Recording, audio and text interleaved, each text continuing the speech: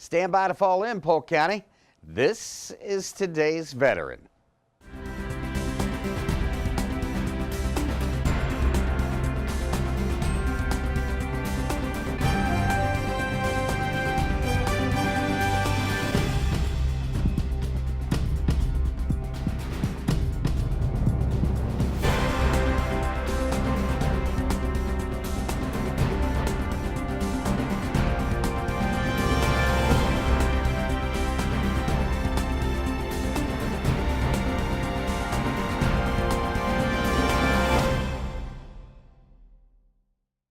Hello and welcome, and on behalf of everyone at the Polk County Office of Veterans Services, thank you for joining us. I'm your host, Brian Lacey, standing in for Tim Kirkhart, and on this installment of Today's Veteran, we start off today's show with a look at Summerlin Academy.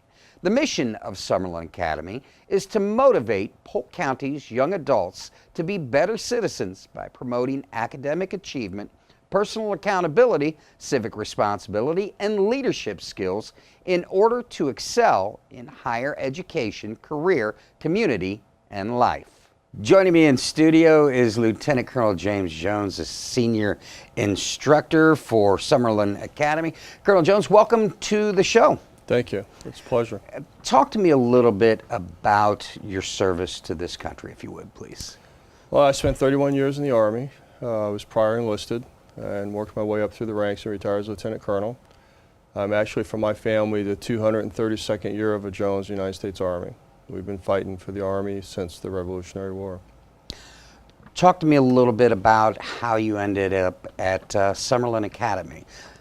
Well, initially I started out teaching a physical fitness course, and then the senior Army instructor position came open. I was encouraged to apply for it, which I did.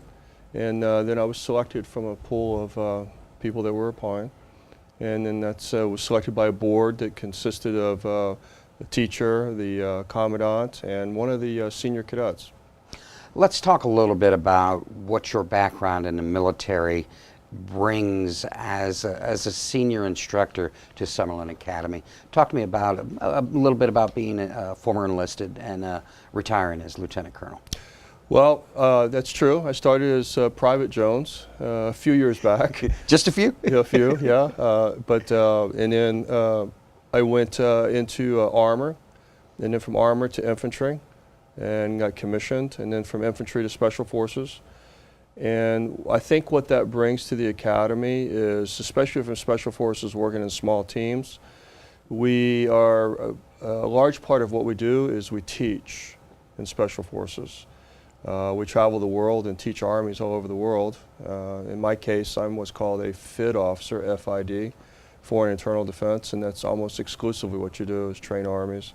So it's a natural skill set, if you will, to bring to Summerlin Academy to work with the cadets and to help them progress from their 9th grade year through their 12th grade.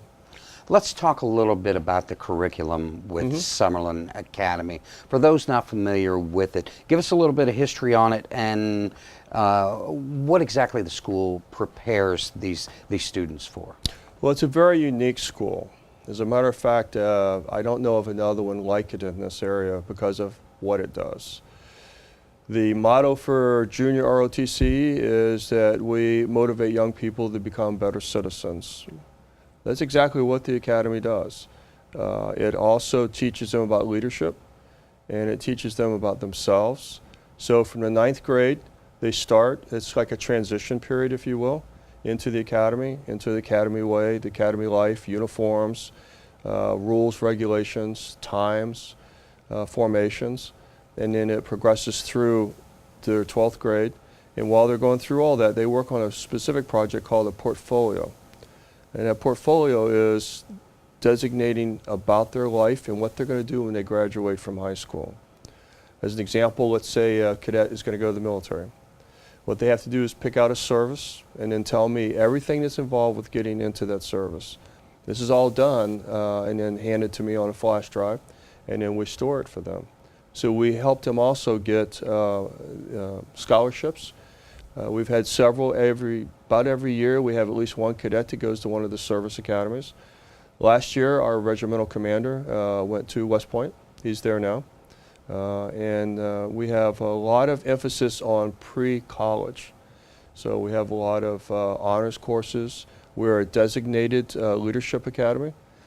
So it's all about progression, leadership, and what they're going to do when they leave high school. To say that these young adults are not your standard issue, yes, they're 15, 16, 17, 18-year-old Right. young adults, but the dedication that they put in, the hours that they put in, not only in their school, but in their drill, in their service uniques. Talk to me a little bit about, you know, the type of hours that these young adults are putting in towards their future. They put in quite a lot of hours. We also have an expectation to graduate from Summerlin and to get the Summerlin certificate and the medallion at graduation. You have to have 150 community service hours. Most of my senior cadets have much more than that. They're very dedicated. We have all kinds of students. We have students that are rising stars, and we have students that are just regular students. So the Academy works with everybody and encourages that community outreach. As an example, last year at the end of the school year, I always have a end of school year project. And last year and this year will be the same. The cadets collected food for Polk County, for the kids. Because a lot of people don't realize it, but there's a lot of kids in this county that when they're not in school, they can maybe get one meal a day because that's all their family can afford. So we contributed to the food bank when we left. I took 13 boxes of food that the cadets all collected at the end of the last school year. So there's an awful lot of community service time that they put in. I want to go back and touch on the curriculum. You said there's honors courses. Talk to me about the standard that the students are held to as far as what's expected of them. The students are expected, to be part of the academy in the sense that they wear a uniform. There are certain days they have certain uniforms on and they're inspected and they have to wear them. That starts off their commitment to the academy. Then they are formed into companies and into platoons and into squads. And in the leadership, they have an opportunity for a leadership role in order to be a peer leader. We also have a designator called a SAL, Scholar, Athlete, and Leader. And these all require, as you move up, they require more work, a higher GPA, and a lot more commitment. So the curriculum is designed to help the cadet accomplish and achieve whatever the cadet wants. But it really is on the cadet. It's on the cadet to want it, it's on the cadet to do it.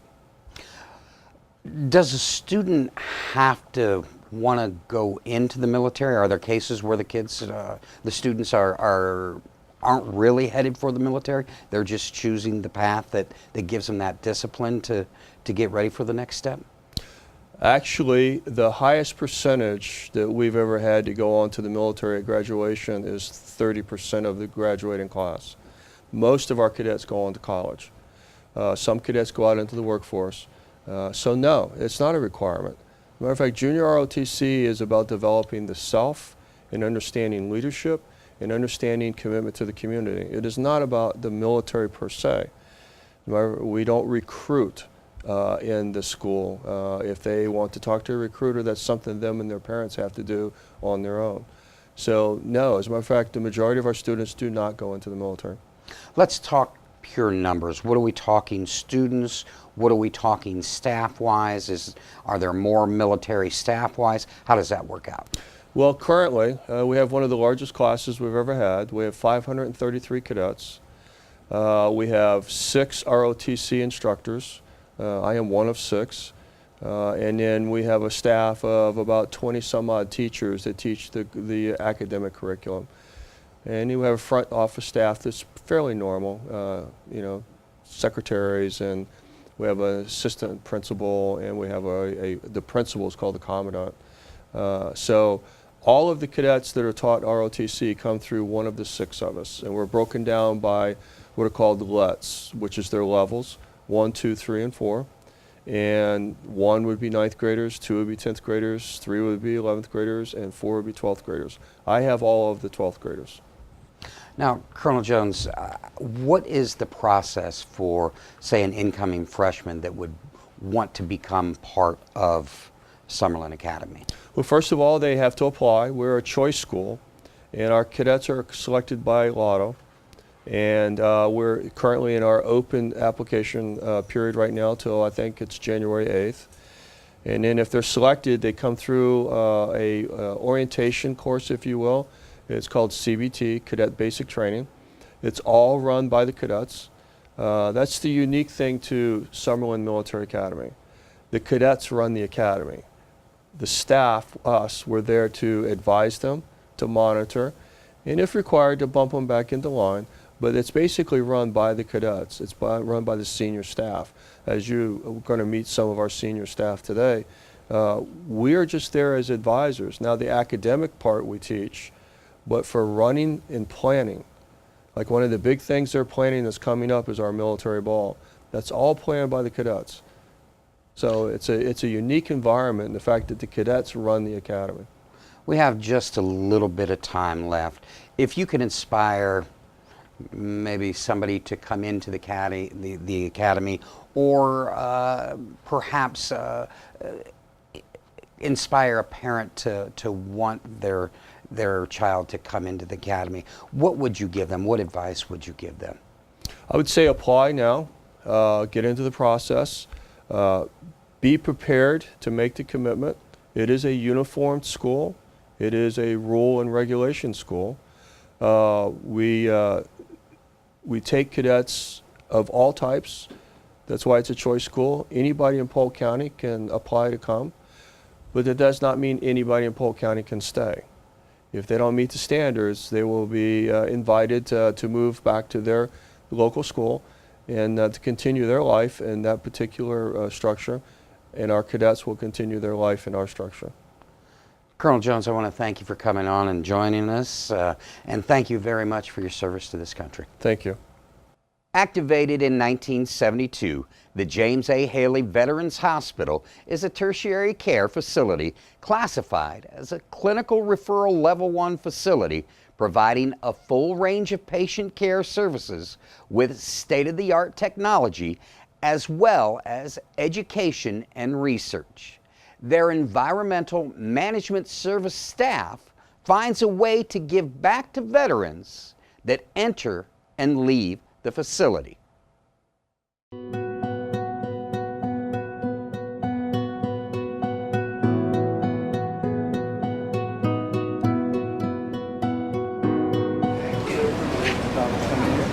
However, you know what location of your appointment? I want to make a new appointment. You want to make a new appointment? Yeah, go to the front desk, I guess. Okay, she's going to give you an escort. Oh, yeah? Yes, That's sir. awesome. Please allow her to do that. Yes, thank you, sir. Thank you for your service. Oh, thank you. That is nice. Yeah. How you doing today? Oh, I'm doing good. My job here is housekeeping, environmental management service. That's what we do. But every Friday, we dedicate an hour each day on Fridays to come out and give customer service back to the veteran. Meeting them at their car, giving them a wheelchair to their appointment, escorting them back out the building to their appointment, or see where they need to be escorted to whatever location, and we escort them to that area. Okay.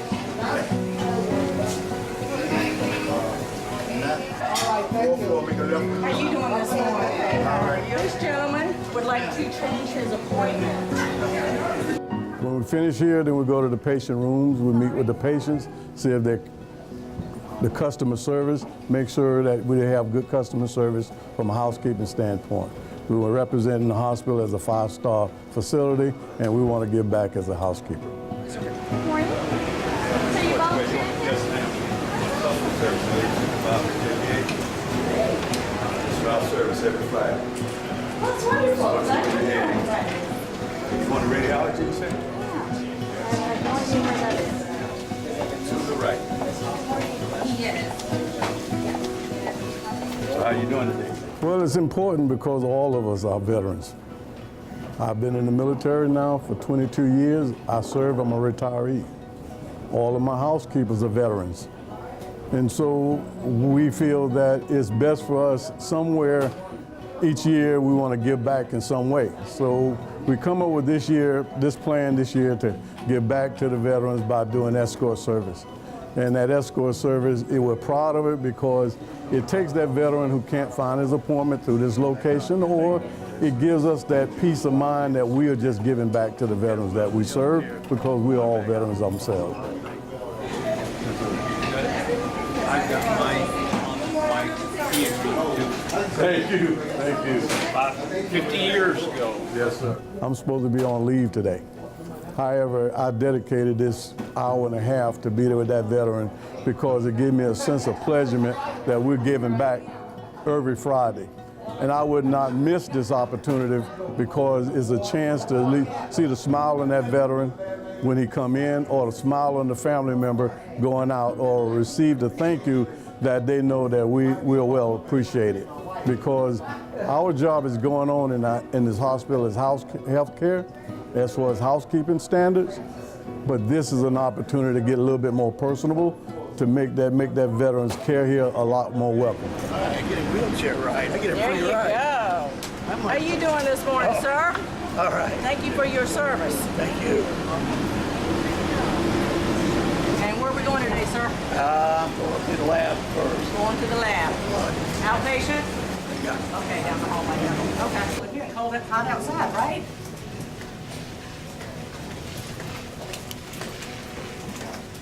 If we meet the veteran at the first line of defense, which is at the point where they get out of their car, and we just give them the smile, the welcome, the thank you, and to let them know that we're here to escort them and to thank them for allowing this hospital to serve them, that does take a lot of stress off of them to know that there was a welcome coming into the hospital. Because they're already stressful to know that once they get into the hospital what they may face. But if we can make the difference at the front of the hospital in the main lobby, then that makes a difference for receiving their care in the back. Yes, sir. I mean, just that information on that. I did a tour 1970, 71. First cavalry division. What company?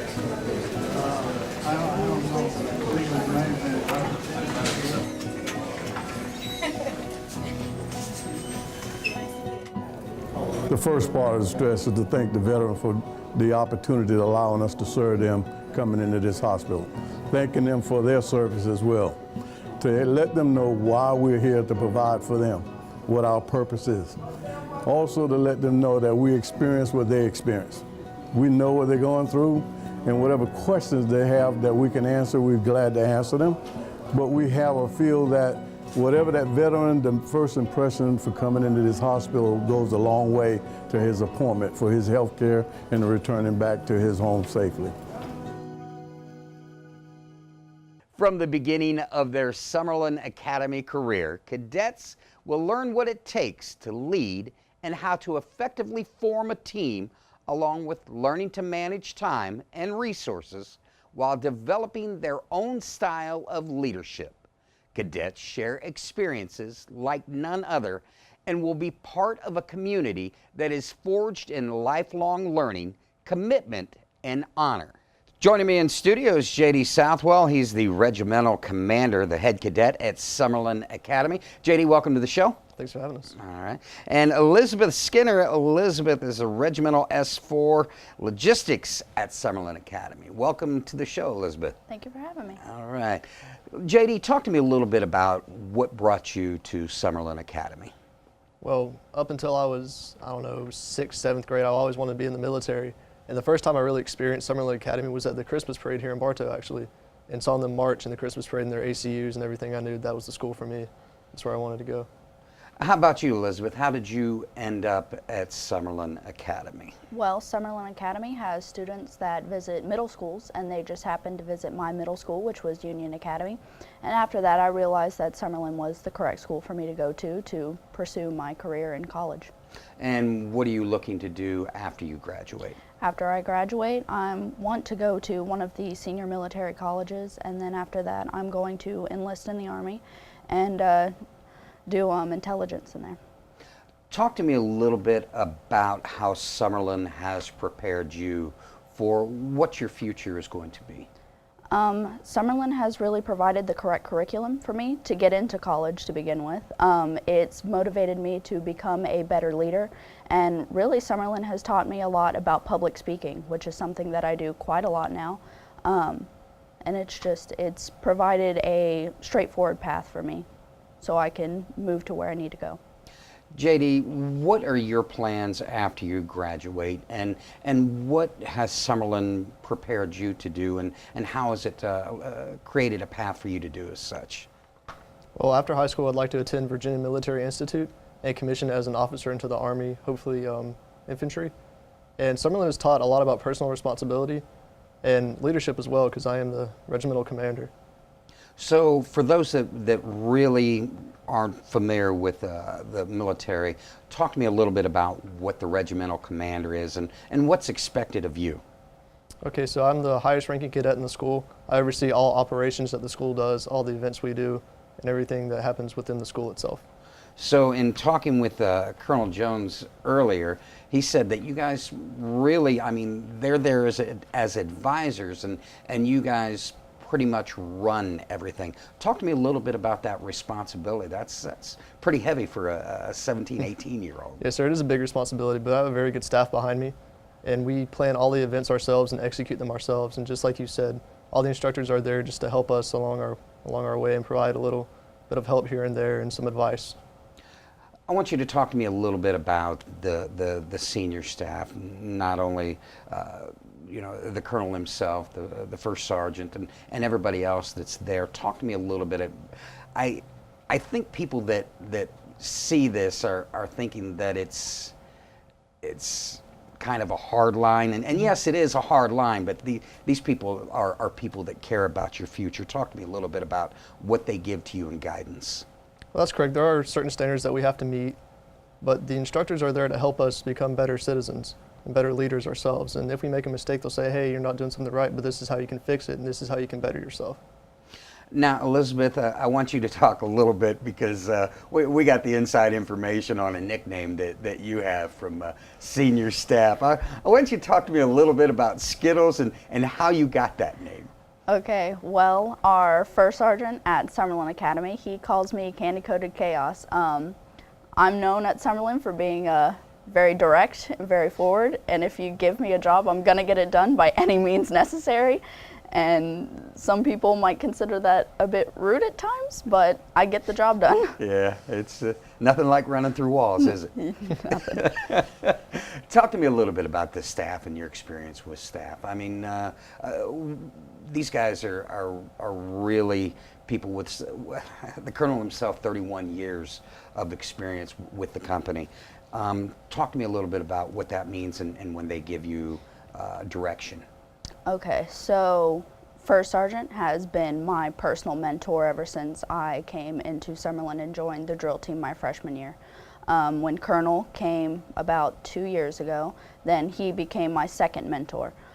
They have both really guided me in giving me great advice for my future. I mean, they've really helped me plan my future out. They show me different options that I have, because if I didn't want to join the military, you know, they've picked the correct schools that I need to go to, or help me find the schools that I need to go to.